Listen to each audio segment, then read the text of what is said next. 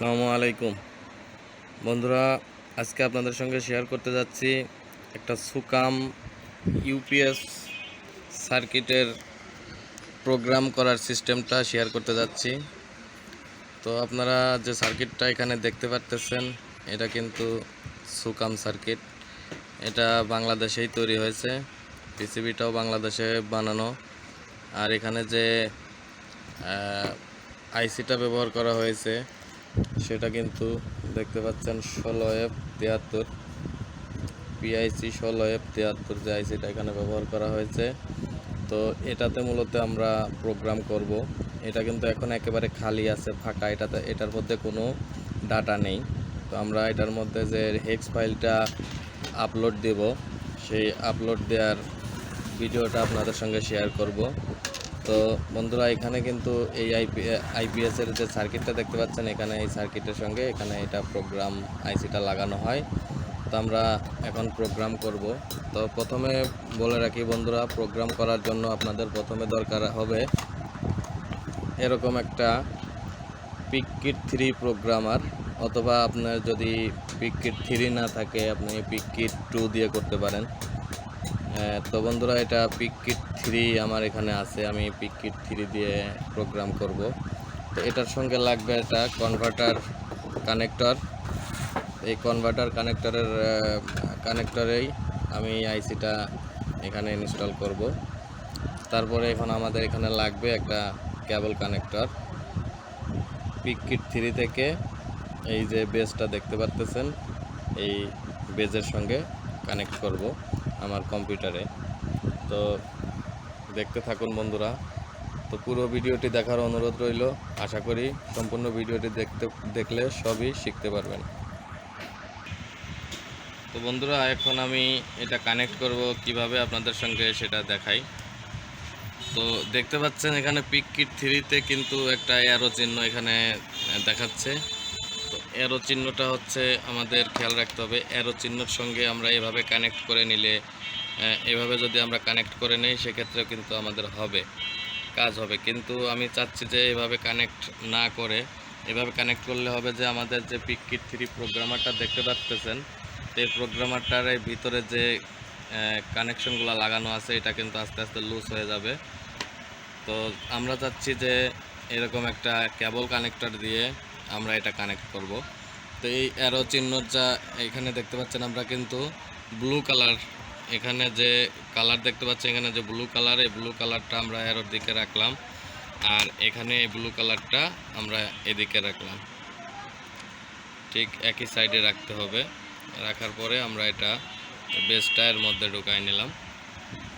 তো ঢুকানোর পরে বন্ধুরা, এখন আমাদের যে কাজটা করতে হবে, এটা আমাদের এখানে রেখে যে কম্পিউটারের যে কেবলটা এখানে আসছে, এটা ভি3 পোর্টটা আমাদের এখানে কানেক্ট করে দিতে হবে।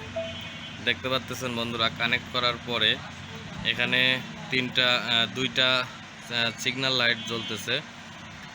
প্রথমটা হচ্ছে পাওয়ার, দ্বিতীয়টা হচ্ছে অ্যাক্টিভ। তো বন্ধুরা, আমার এখন এখানে কিন্তু এটা পিককিট 3 প্রোগ্রামারটাই অ্যাক্টিভ হয়ে গেছে।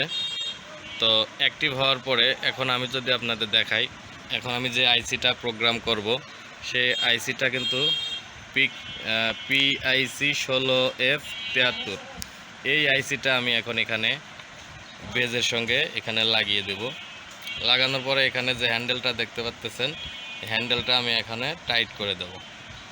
টাইট করে দেওয়ার পরে বন্ধুরা, এখন আমি কম্পিউটার স্ক্রিনে চলে যাচ্ছি।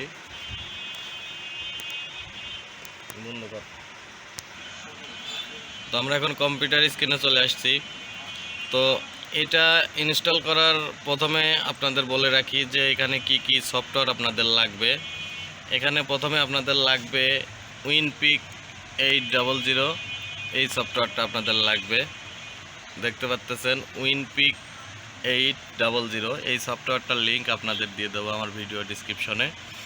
আর দ্বিতীয়ত লাগবে এখানে আপনার হচ্ছে পিককিট 3, যে আমার যে প্রোগ্রামারটা আছে এটার সফটওয়্যারটা লাগবে। তো আপনারা এটা ইন্টারনেট থেকে ডাউনলোড করে নিতে পারেন। উইনপিক 800টাও আপনারা ডাউনলোড করে নিতে পারেন। তো ডাউনলোড করার পরে বন্ধুরা দেখতে পাচ্ছেন উইনপিক 800, এটা আমরা ওপেন করলাম।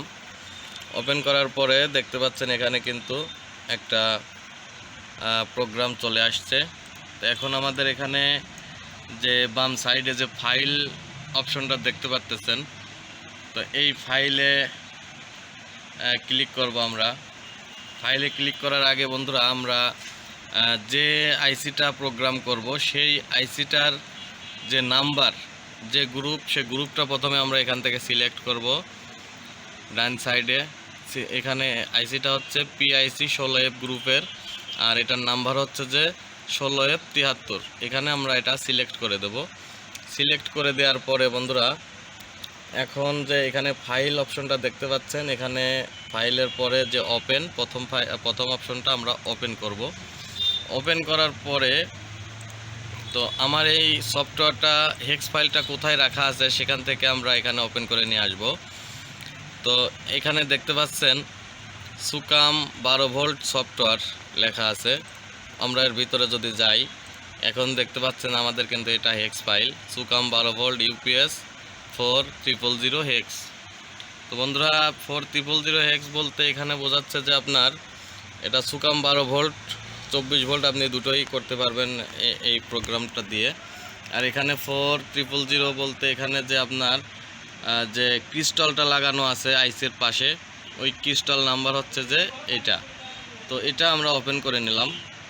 ওপেন করার পরে ওখানকার যে ফাইলগুলো ছিল এখানে কিন্তু দেখতে পাচ্ছেন বন্ধুরা এই আকারে ধারণ করেছে। এটা উইনপিক 800 ছাড়া কিন্তু এগুলা দেখতে পারবেন না।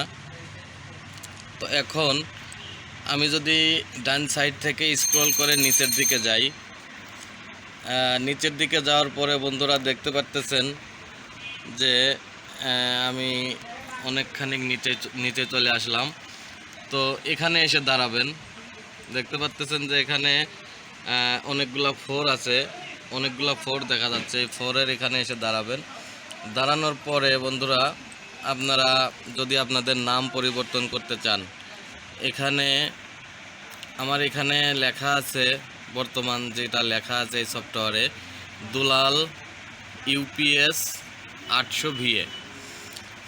দেখুন আমি যদি আপনাদের এটা দেখাই, এই যে দেখতে পাচ্ছেন যে ডিটা এখানে কিভাবে সিগন্যাল দিতেছে, ব্লু কালার হয়ে গেছে। এই ডিতে হচ্ছে মানে আমার নামের প্রথম অক্ষরটা ডি, তারপরে আপনার নামের যে দ্বিতীয় অক্ষরটা হবে সেখানে এখানে লিখতে হবে, তারপরের অক্ষরটা এখানে লিখতে হবে। তো এইভাবে লিখতে লিখতে আপনি লাস্ট পর্যন্ত আপনি এই পর্যন্ত এসে থামতে হবে। তো মনে করুন যে আপনার নাম হচ্ছে যে রবিন, ধরুন আপনার নাম রবিন। তো আমরা এখানে প্রথমে কি করব, আমরা ডি বাদ দিয়ে এখানে আমরা আর করে দেব।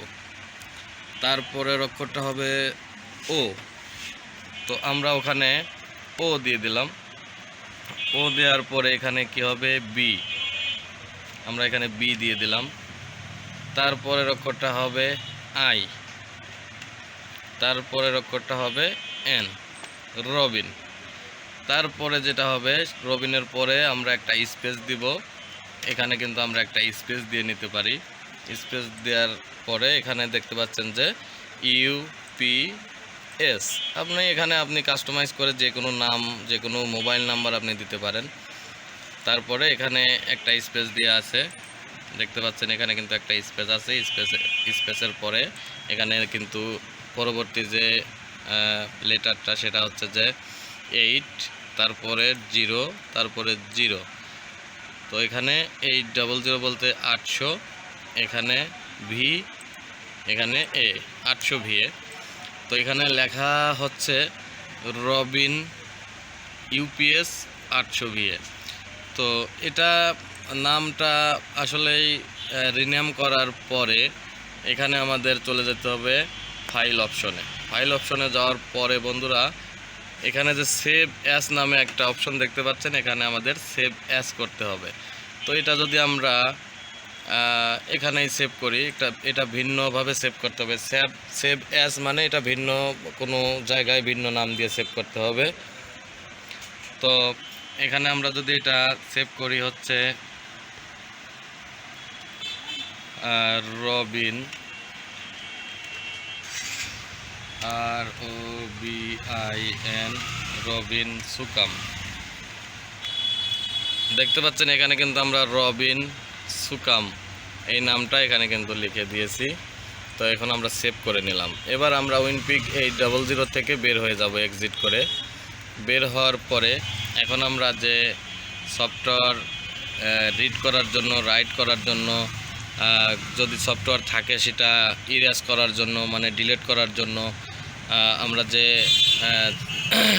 মানে যেটা ব্যবহার করব সেটা হচ্ছে যে পিককিট 3, সেটা আমরা ওপেন করব। দেখতে পাচ্ছেন এটা কিন্তু আমি এখন বন্ধুরা ওপেন করে ফেলেছি।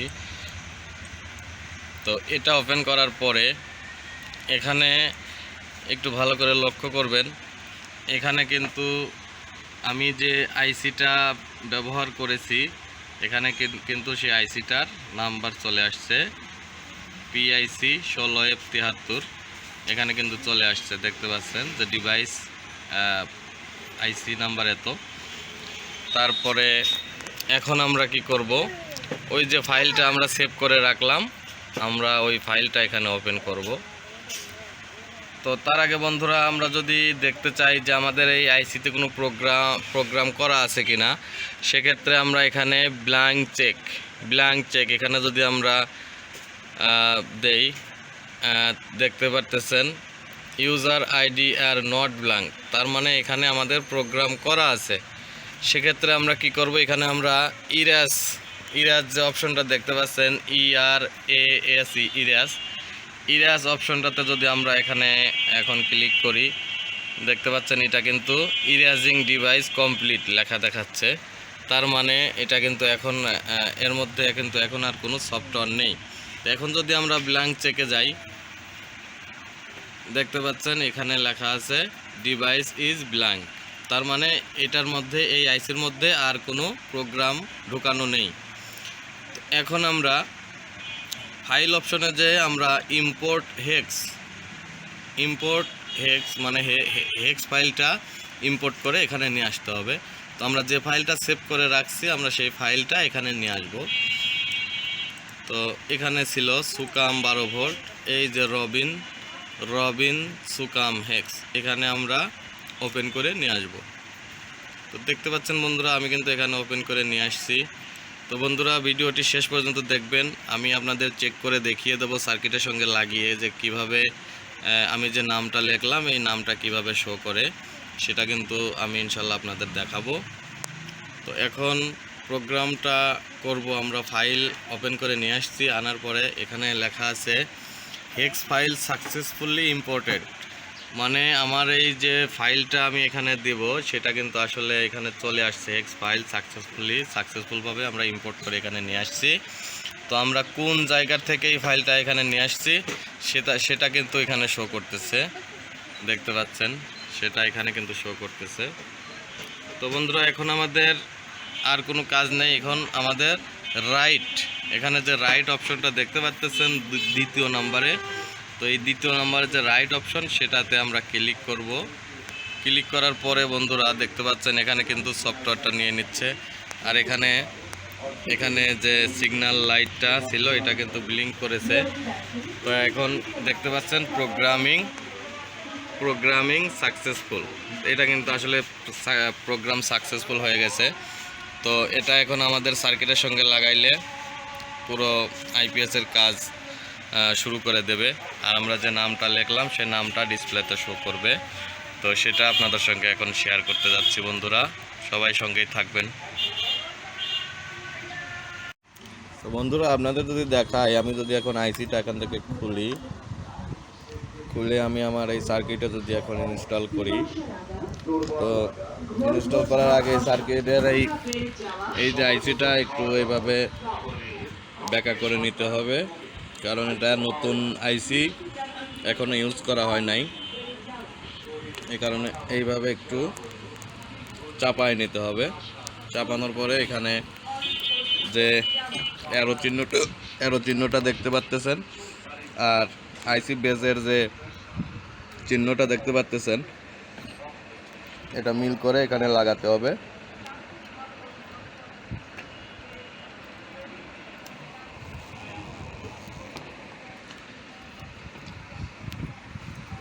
এখন আমরা ব্যাটারির সংযোগটা দেব। সংযোগ দেওয়ার পরে দেখি আমরা যে সফটওয়্যার দিয়েছি সেটা সঠিকভাবে হয়েছে কিনা।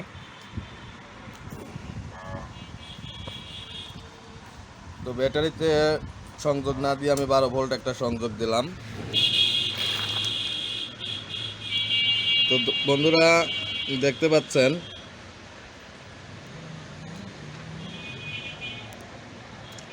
আমি যে প্রোগ্রামটা করেছি সেটা হলো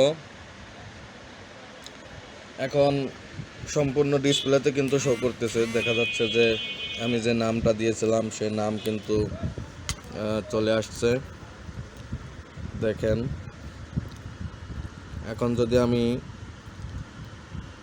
আচ্ছা ওই যে নাম লেখার সময় একটু ভুল হয়েছিল, এস রবিন চলে আসছে। তো এখানে আপনারা দেখতে পারলেন যে সিস্টেমটা আসলে একই সিস্টেম, আপনারা যে নাম লিখবেন এখানে সেই নামই কিন্তু চলে আসবে। তো ধন্যবাদ ভিউয়ার্স ভিডিওটি দেখার জন্য। আমার চ্যানেলটি যারা সাবস্ক্রাইব করেছেন তাদেরকে অসংখ্য ধন্যবাদ। আর যারা এখনও চ্যানেলটি সাবস্ক্রাইব করেননি তো প্লিজ আমার চ্যানেলটি সাবস্ক্রাইব করবেন। তো ভালো থাকবেন, আসসালামু আলাইকুম।